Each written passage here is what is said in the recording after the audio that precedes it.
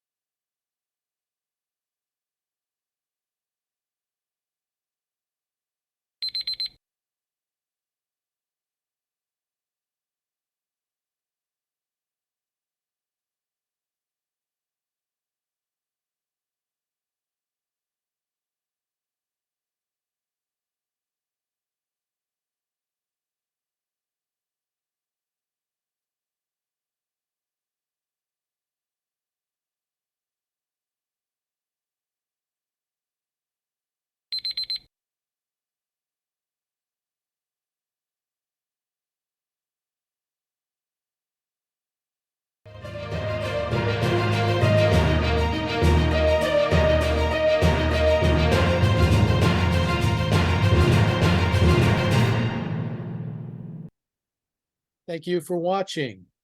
Can you do me a favor? Please leave a comment in the comment section below. That would really help. Thank you, and see you again soon.